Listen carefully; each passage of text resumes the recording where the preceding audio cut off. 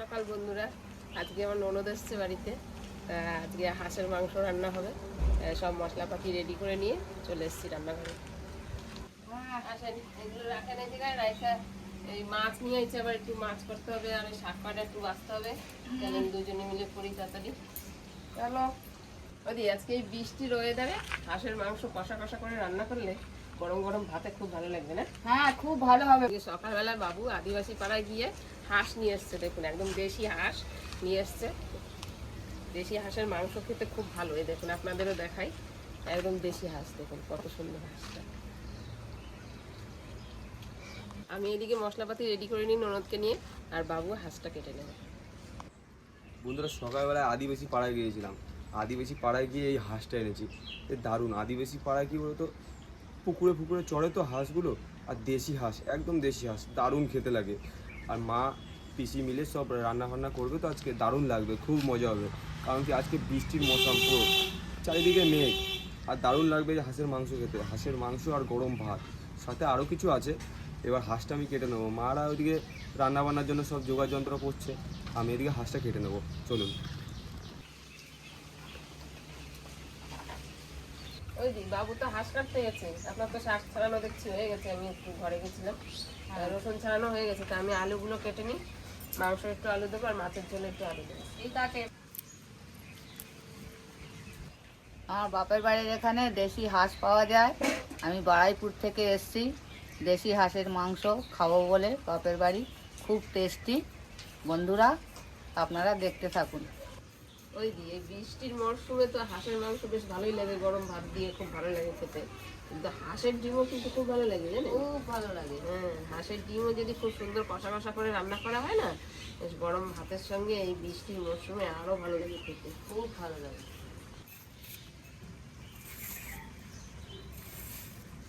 রুই মাছ পাঠিয়েছে, রুই মাছের ঝোল করব। তা আলুগুলো এরকম লম্বা লম্বা করে কেটে নিয়েছি। মাছের ঝোলের আলু এরকম লম্বা লম্বাই ভালো লাগে। মাছের ঝোলের জন্য তো আলু কেটে নিয়েছি লম্বা লম্বা করে। এবার মাংসের জন্য, হাঁসের মাংস রান্না করবো, হাঁসের মাংসের জন্য আলু কেটে নেবো ডুমো ডুমো করে, বেশ গোল গোল করে।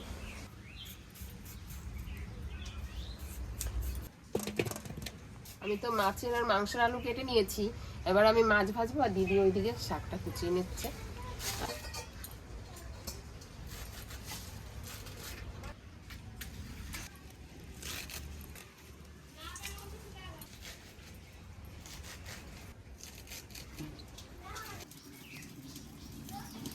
নুন ধরিয়ে কড়াইটা বসিয়ে দিচ্ছি। এবার মাছে নুন হলুদটা মাখিয়ে নেব।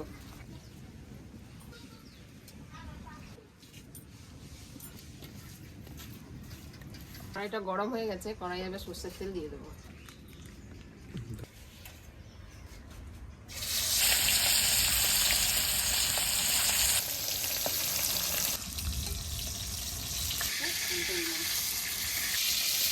মাছটা ওইদিকে ভাজা হচ্ছে, আমি মাছের ঝোলের জন্য মশলাটা বেটে নেবো। আদা, রসুন, কাঁচা লঙ্কা।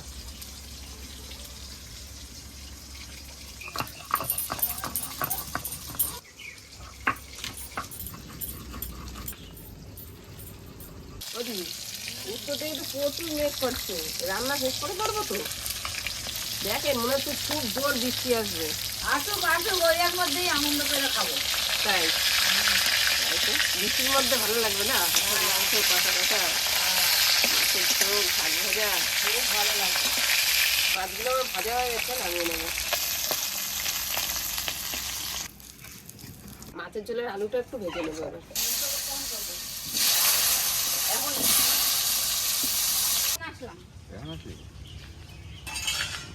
আলুগুলো ভাজা হয়ে গেছে, তুলে নেবো।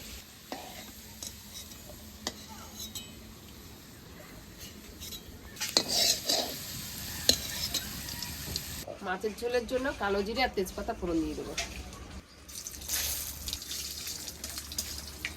এবার পেঁয়াজগুলো দিয়ে দেবো।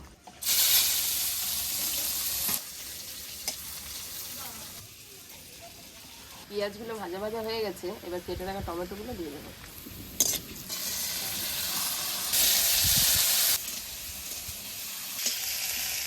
একবার মেঘে অন্ধকার করে আসছে চারিদিকে, আবার পরিষ্কার হয়ে যাচ্ছে।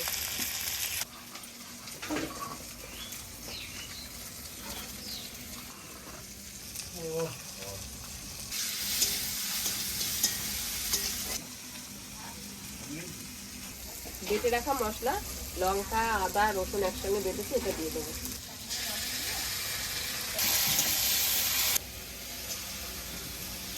হ্যাঁ,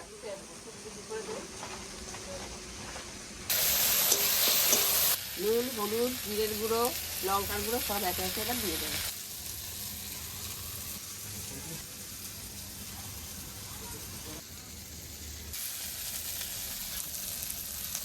সামান্য একটু জল দিয়ে দেবো।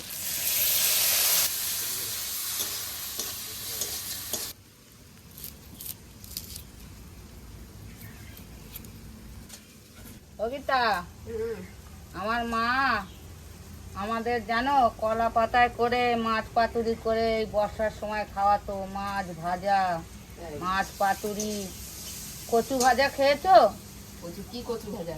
মান কচু ভাজা উনুনের ধারে রেখে সেই কচু লম্বা লম্বা কেটে উনুনের কাছে শুকনো করতো, তারপরে শুকনো হয়ে গেলে তেলে দিয়ে আমার মা পাঁপড়ের মতন ভেজে দিত, আর শুকনো লঙ্কা ভেজে দিত, ভাত দিয়ে ওই দিয়ে আমাদের ভাত খাওয়া হয়ে যেত, আর কিছু লাগতো না। তাই এত সুন্দর আমার মা রান্না করতো। মশলাটা আমার পুরো কষানো হয়ে গেছে, এবার আলুগুলো দিয়ে দেবো।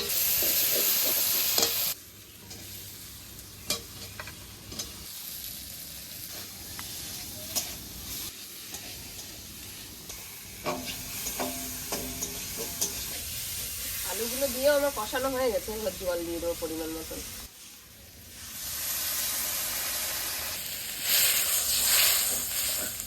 হাঁসের মাংস রান্না করার জন্যে একদম পেঁয়াজগুলো কুচি কুচি করে কাটতে হবে, যাতে খেতে টেস্ট হয়। ঝোলটা ফুটে উঠেছে, মাছগুলো দিয়ে দেবো এবার।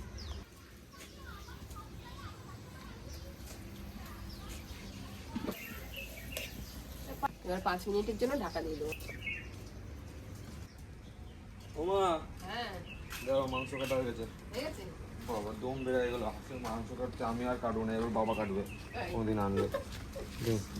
কত সুন্দর হয়েছে দেখো, একদম ছোট ছোট করে কাটছি, হ্যাঁ বললাম সেদ্ধ হয়ে যায়, তো বললো ছোট ছোট করে কাটবি। একদম ছোট ছোট, কত সুন্দর লাগছে, দারুণ।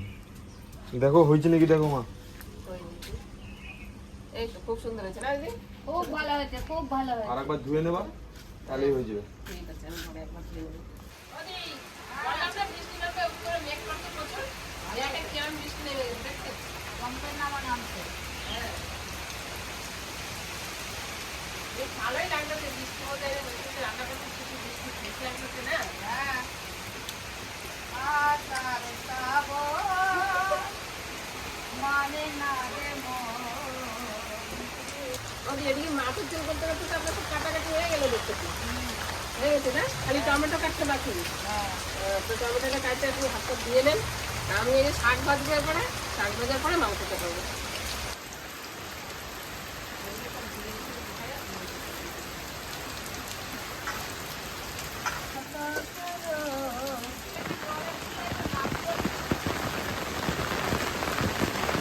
ওইদিকে তো দিদির কাটাকুটি সবকিছু হয়ে গেছে দেখলাম, তাহলে আমি মাছের ঝোলটা দেখি কতদূর হলো।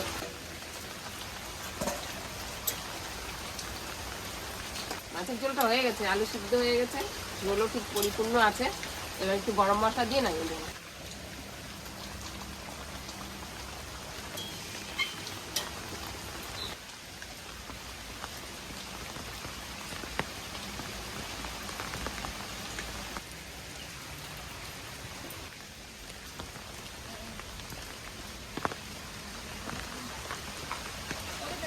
শাক ভাজার জন্য কড়াই বসিয়ে দিয়েছি, উনুনে গরম হয়ে গেছে, এবার সর্ষের তেল দিয়ে দেবো।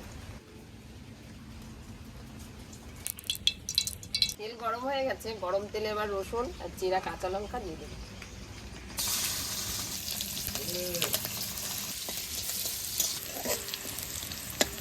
রসুনগুলো লাল লাল ভাজা হয়ে গেছে, এবার আমি শাক দিয়ে দেবো।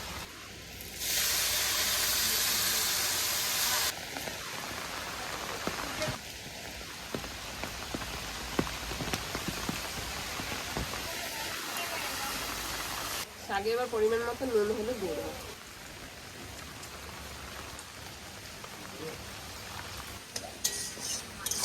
হাঁসের মাংস রান্না করার জন্য মশলা বেটে নেব, জিরে, ধনে আর গোলমরিচ একসঙ্গে।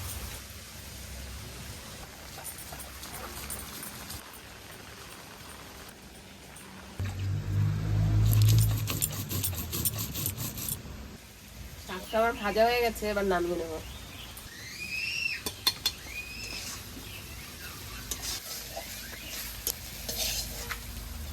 মশলাগুলো সব আমার বাটা হয়ে গেছে, এবার মাংসটা আমি মাখিয়ে নেবো সব মশলা দিয়ে, পেঁয়াজ, আদা বাটা, রসুন বাটা, সব গুঁড়ো মশলা যা যা দেওয়া সব কিছু দিয়ে মাখিয়ে নেব, তারপরে আলুটা ভাজবো।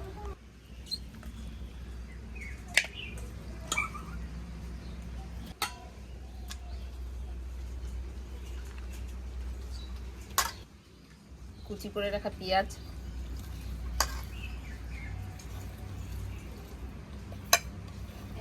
মশলা সব দিয়ে দেবো।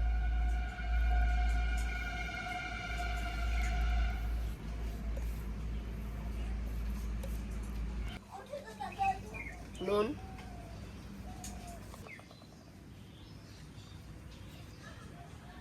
লঙ্কার গুঁড়ো, কাঁচা লঙ্কা বেটে দিয়েছি আমি, শুকনো লঙ্কা বাটিনি, শুকনো লঙ্কা আমরা খাই না অত, তার জন্য কালার হওয়ার জন্য একটু লঙ্কার গুঁড়ো দেবো। এবার উপর দিয়ে দেবো সর্ষের তেল।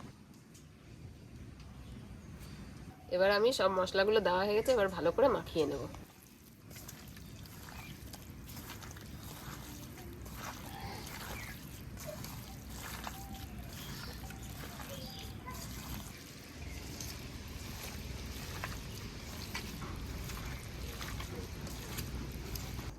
মাংসটা ভালো করে মেখে নিয়েছি, এবার কিছুক্ষণের জন্য ঢাকা দিয়ে রেখে দেবো। এদিকে কড়াই বসিয়ে দিয়েছি, এবার মাংসর আলুটা ভাজবো বলে কড়াইটা গরম হয়ে গেছে, এবার সর্ষের তেল দিয়ে দেবো। তেল গরম হয়ে গেছে, গরম তেলে এবার আলুগুলো ভেজে নেবো।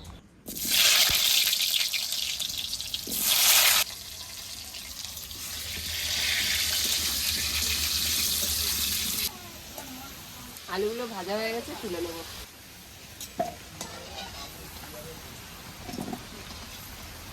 ফোড়নের জন্য তেজপাতা আর গোটা গরম মশলা দিয়ে দেবো। কেটে রাখা টমেটোগুলো এবার দিয়ে দেবো তেলে।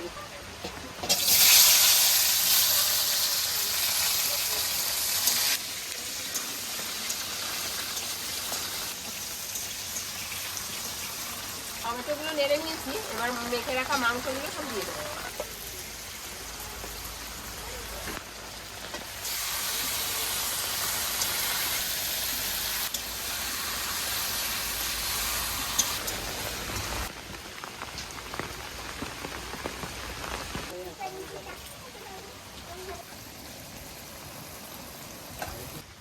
ভেজে রাখা আলুগুলো এবার দিয়ে দেবো।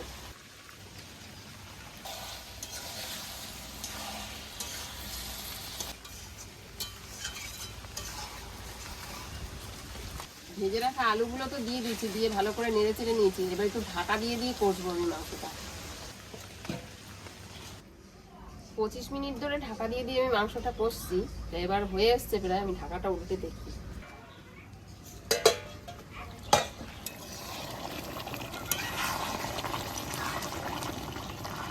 ঢাকা দিয়ে কষতে কষতে কেমন দিয়ে হয়ে গেছে, জল টল দিলেই হয়ে গেছে পুরো।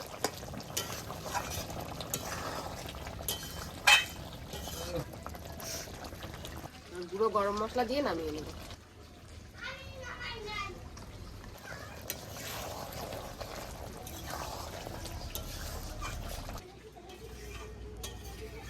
গরম মশলা দিয়ে দিয়েছি, এবার নামিয়ে নেব।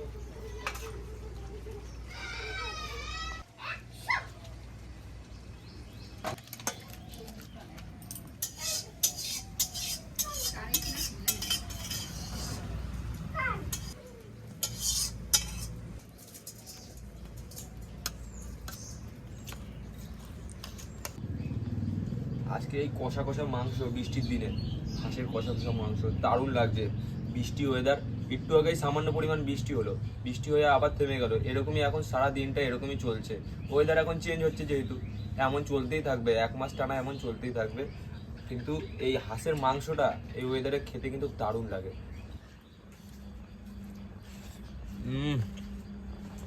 অসাধারণ হয়েছে, অসাধারণ। এই হাঁসের মাংস যখনই আপনারা কাটবেন ছোট ছোট পিস করবেন, নাহলে কিন্তু খেতে ভালো লাগবে না। যত ছোট পিস করতে পারবেন তত টেস্ট। এই মাংস দারুণ স্বাদ, দারুণ। আর দেশি মাংস তো অসাধারণ লাগে খেতে। বাপের বাড়ি এসে হাঁসের মাংস, আলু এত টেস্ট, মাংস রেখে দিয়ে আলু খাচ্ছে। আজকে আমাদের বাড়িতে বৃষ্টি হয়েছে, বৃষ্টি এখনো পড়ছে, এখন মেলাটা বেশ ভালোই আছে। তবে হাঁসের মাংস রান্না করেছি, হাঁসের মাংস খেতে ছোট ছোট পিস খেতে খুব ভালো লাগছে। হ্যাঁ, এই ঠান্ডা ওয়েদার আছে, এই ওয়েদারে ঠান্ডা সময় এই মাংস খেতে হয়। অসাধারণ, খেতে খুব ভালো। এই যে এরকম পিস, ছোট ছোট পিস, খেতে খুব সুস্বাদু।